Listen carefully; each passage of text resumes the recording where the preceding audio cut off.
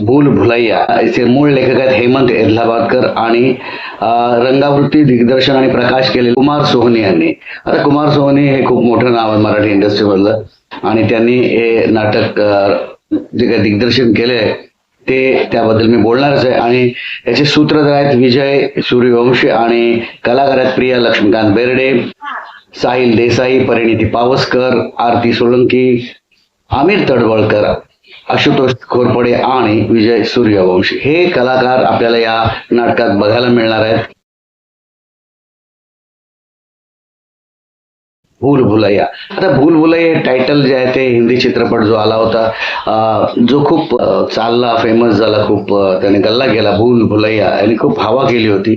तर कदाचित दिग्दर्शक आणि लेखक यांना असं वाटलं असेल की याचं नाव भूल भुलैया ठेवूया म्हणजे लोकांचं जरा आकर्षण या नाटकाबद्दल होईल असं त्यांचं कदाचित समज असेल असं मला वाटतं. मुळात हे जे नाटक आहे याचे कलाकार कोण आहेत ते सांगितलेलंच आहे. याचं सेटिंग छान आहे, म्हणजे 2 सेट्स आहेत. पहिला सेट तर शॉर्ट टर्म साठी आणि नंतर महत्वाचा सेट जो आहे भूल भुलैया जिथे घडतं तो सेट आहे, तो वाडा आहे. तर तो वाडाही खूप छान डेकोरेट केलेला आहे, काम चांगलं नेपथ्य आहे. त्याचबरोबर कलाकारांचे मेकअप छान आहेत, प्रकाश योजना सुंदर आहे, संगीत अप्रतिम आहे, त्याचबरोबर वेशभूषाही खूप छानच केलेली आहे.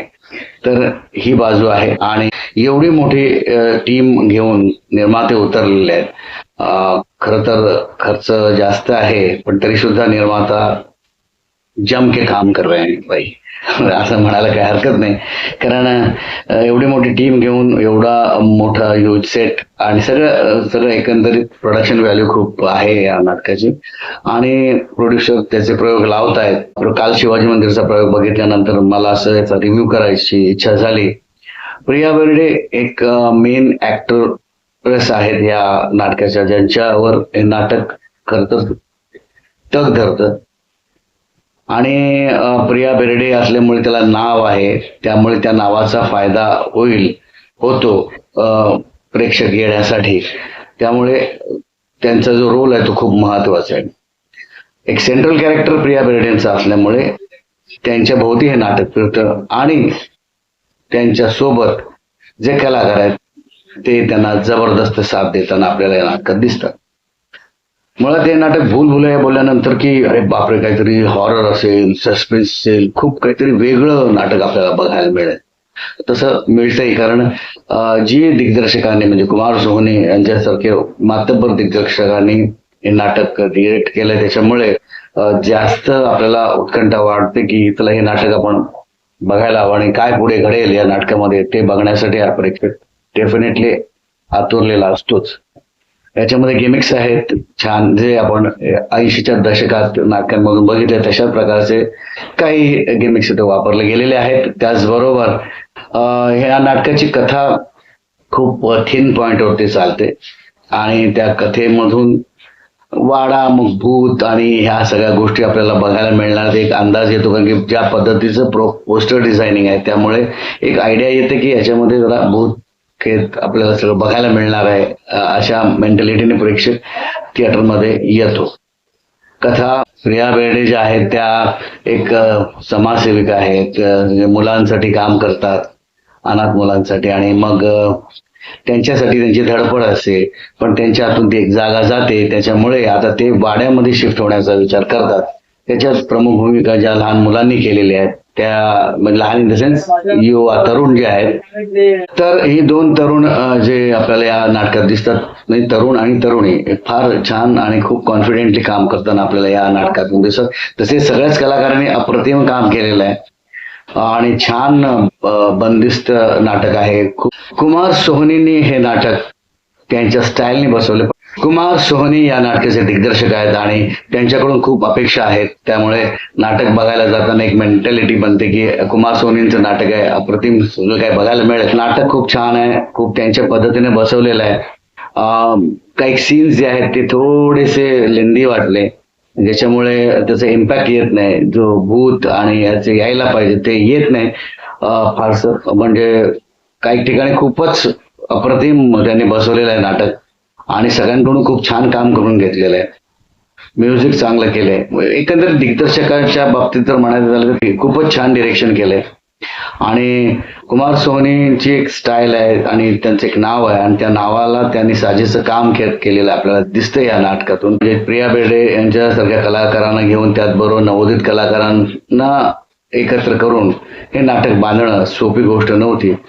ते काम कुमार सोनीजीने यांनी केलेलं आहे आणि खरोखरच एक चांगलं नाटक बघायला मिळतं.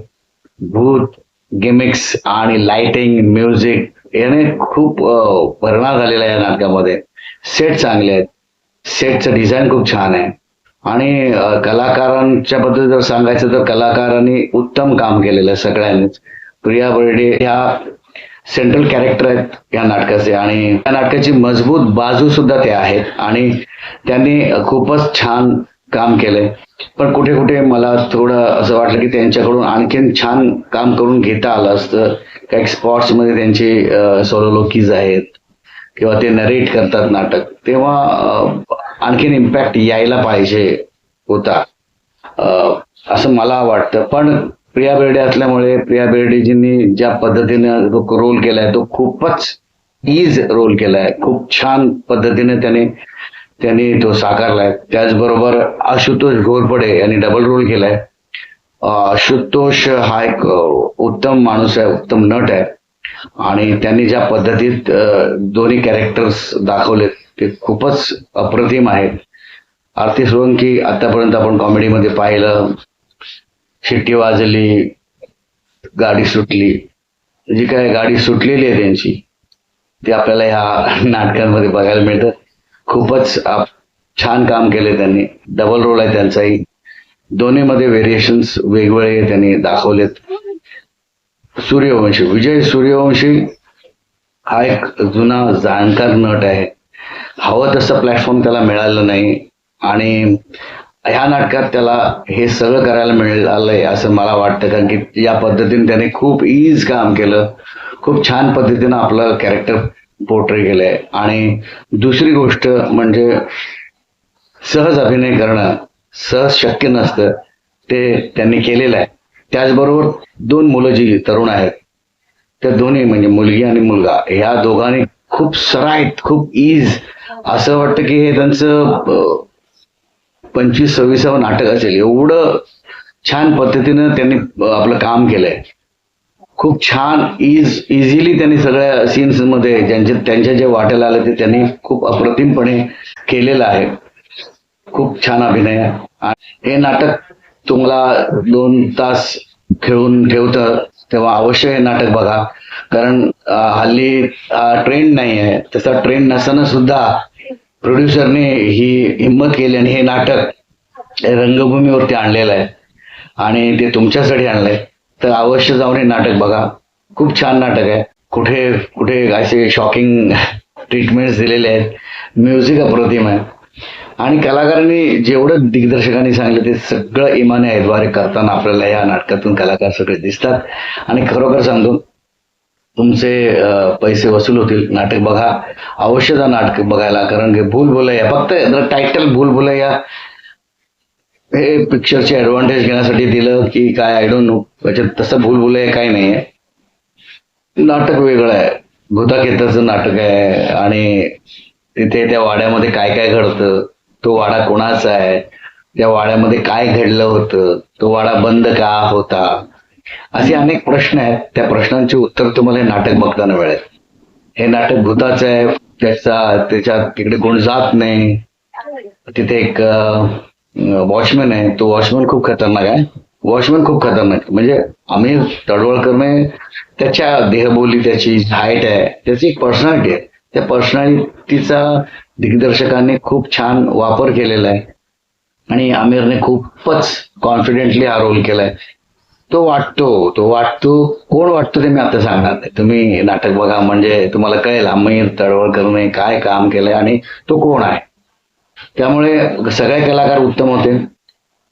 एका वाड्याची गोष्ट आहे, वाड्यात कोणी जात नाही, तो भूताचा वाडा आहे म्हणून प्रसिद्ध असतो आणि त्या प्रसिद्ध असलेल्या वाड्यामध्ये जेव्हा हे लोक येतात तेव्हा काय घडतं, काय काय घटना घडतात आणि त्या वाड्याची बॅक स्टोरी काय आहे हे सगळं तुम्हाला हे नाटक बघितल्यावर कळेल.